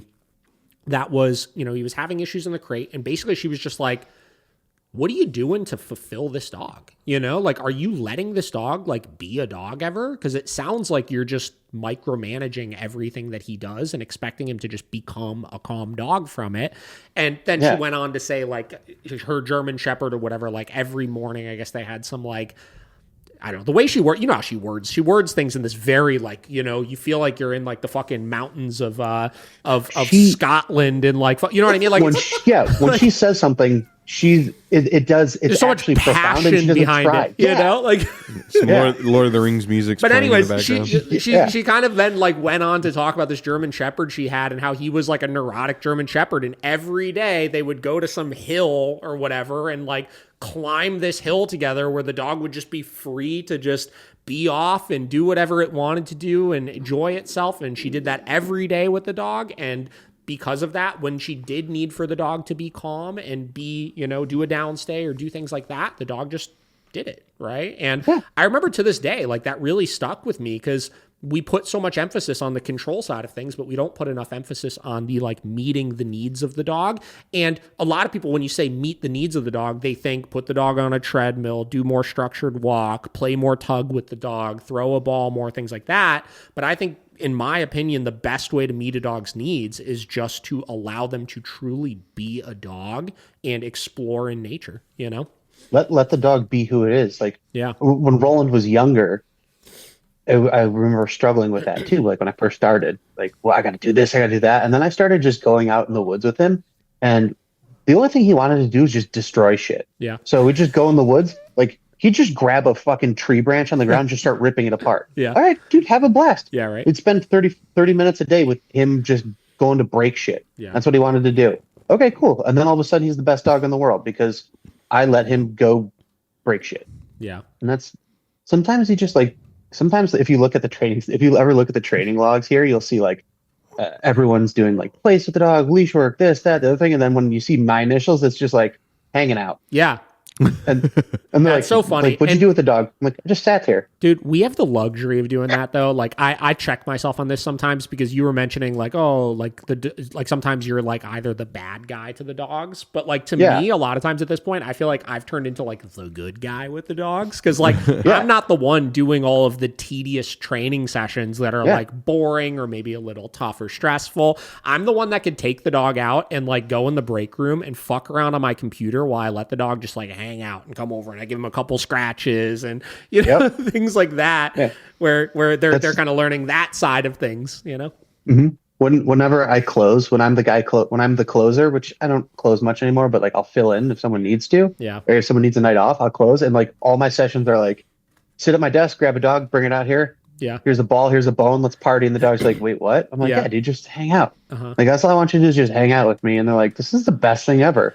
Yeah. And it's like, sometimes you just got to do that with dogs. And, but board training is a board train. Your dog's here to work. Yeah. But also your dog's here to learn how to be a dog because your dog's being a bit of a turd at home. So. Yeah. I mean, training for the picture you need, right? And 99% of your day is your dog just fucking hanging out and just existing. So we got to train that picture as well, right?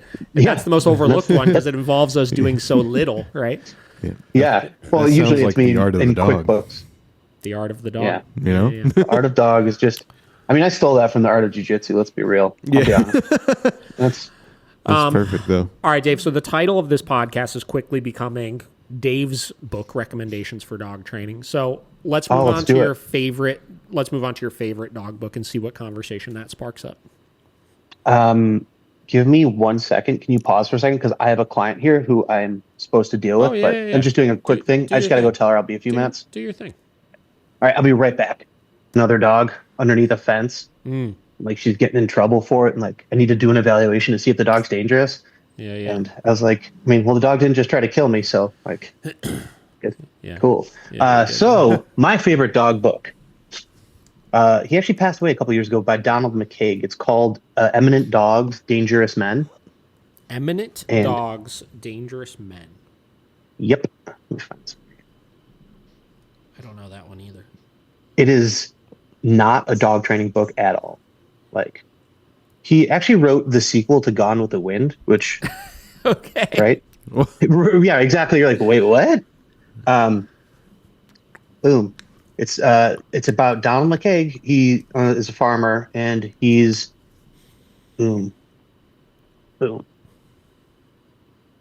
like it's about his journey through Scotland finding a border collie. Okay. And it's super interesting. It's just because he's talking to like all these old herding guys and all these old border collie guys, like real shepherds that live in the barns with the dogs. Yeah. And like they're hired shepherds. That's what they do is they move sheep. And then he's going to trials with the dogs and everything like that. And it's got one of my favorite quotes, which I'll share with you at the end. I just got to make sure I always butcher it. So I wrote it down. But that is my favorite dog related book. But in terms of like what people should read.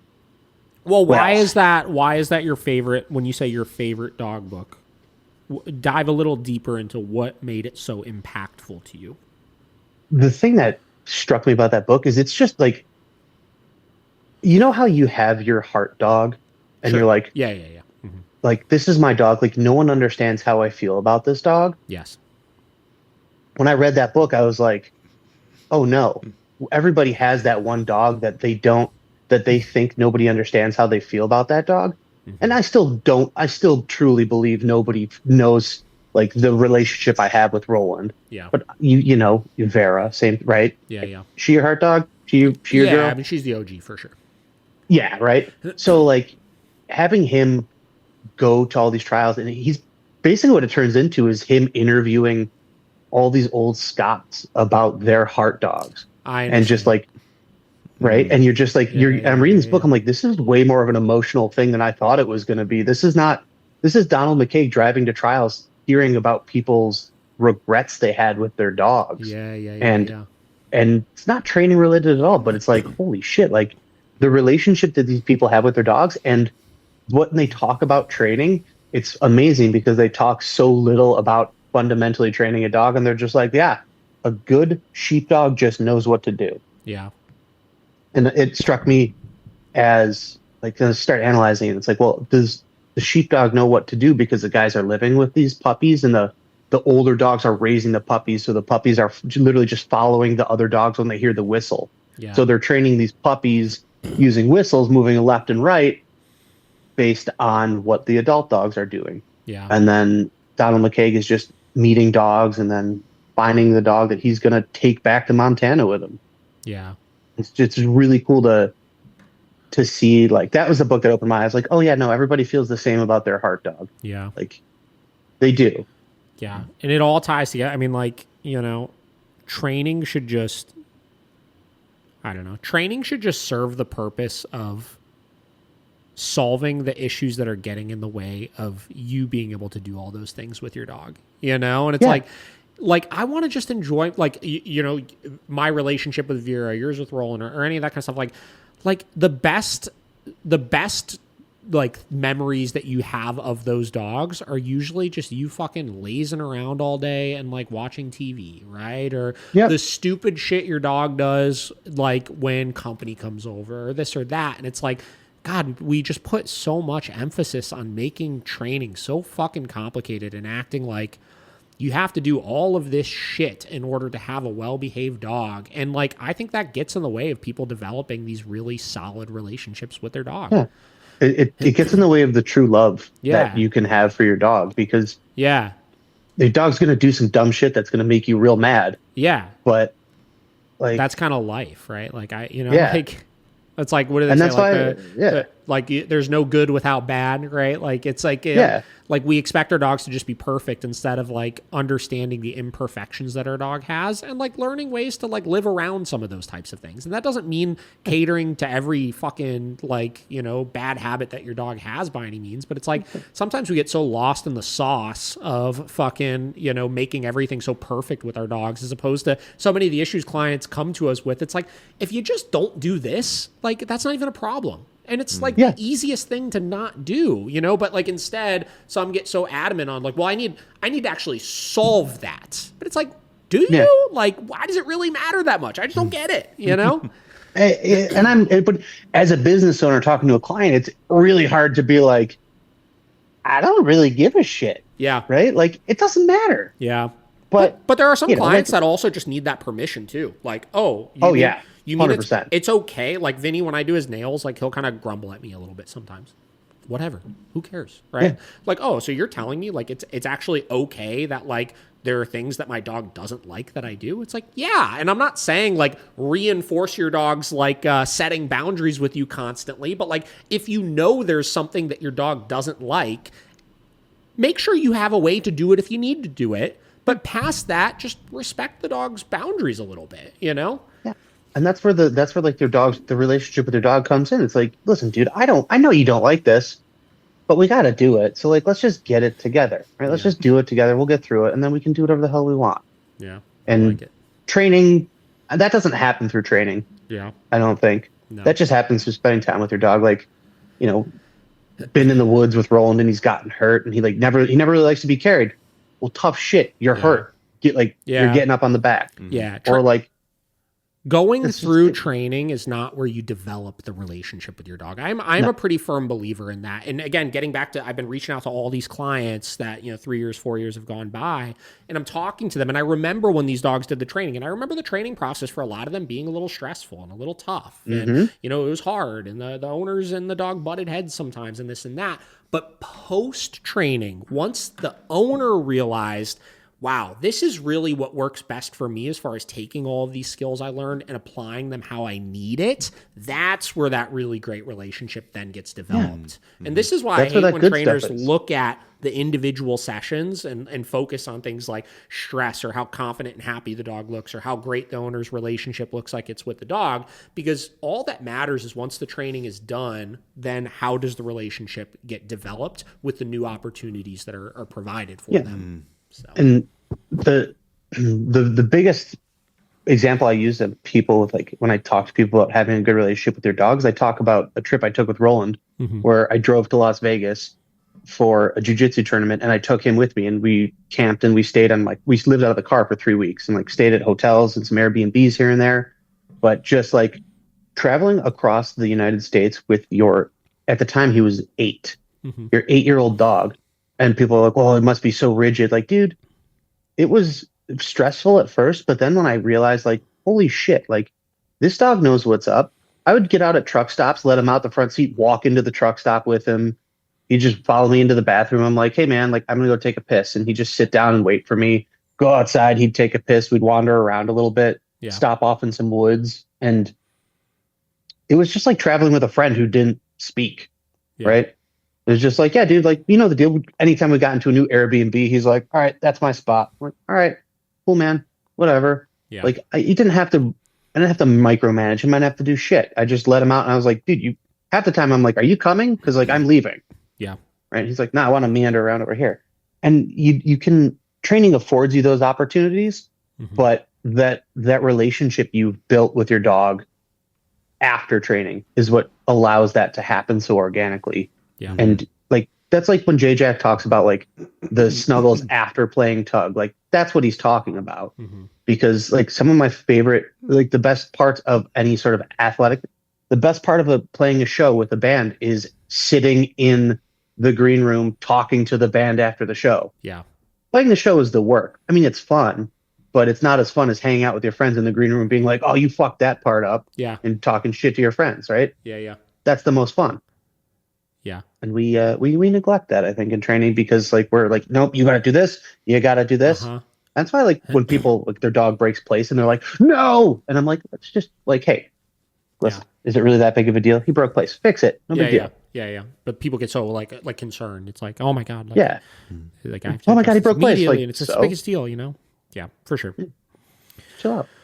Yeah, I don't know. It's hard as dog trainers sometimes to figure out new ways to convey to our clients the balance of holding consistent expectations to your dog and making sure that they're concrete with their skills. And a lot of that looks pretty robotic sometimes. But then once you have that done, it's like almost like you're teaching your clients to take all of it and kind of throw it out the window sometimes. It's like you like do all of this right now. Implement the structure, consequences, consistency, this, that. But it's like as soon as we've gotten the situation under control, it's like, all right, now take all of that and just don't ever fucking think about it ever again. Yeah, don't about it. Now just exist. Yeah. And that is a hard transition to make sometimes because it's like two stages, right? It's like the triage of like we have to get this dog under control right now, right? And the only way to do that is by doing the training, right? But then past that, it's like, all right, now let's just live. Yeah, like, and living with your dog is the best part of having your dog. Like, training your dog's cool and shit like that, but like going out in the woods and watching your dog fuck things up because it wants to do that, it's fun. Yeah.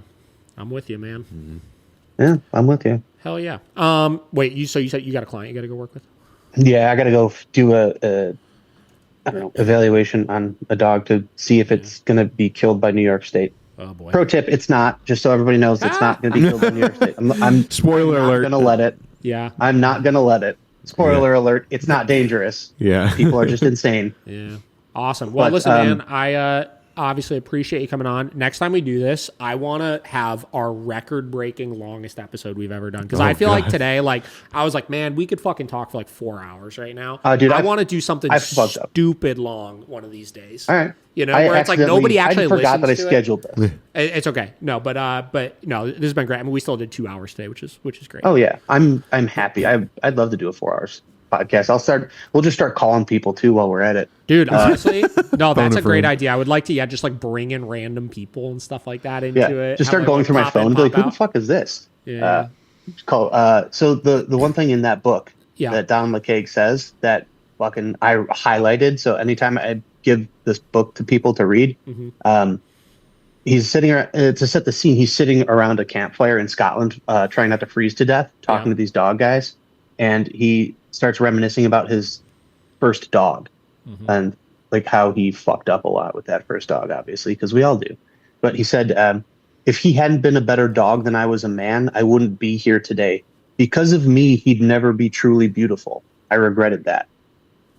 And that fucking that's a quote to leave people to stir on, you know? Yeah.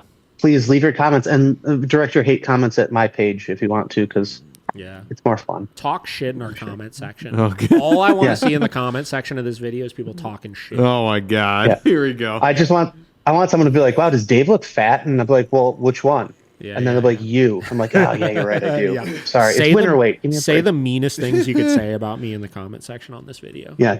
Can you guys just talk shit and tell us how we're bad at dog training? Please? Yeah. Oh my god. Awesome. All right, Keep man. it new and fresh. Do you want to give your links? Say anything that anybody should yeah. know? What am I doing? Oh yeah, I'm the Art of Dog on Instagram. There's an underscore in between all of them, but if you just search it, you'll find it. Yeah. BuffaloCanine.com is the website. We have a Patreon, which is also the Art of Dog. Going to be adding more stuff to that. That's a new thing to keep up with.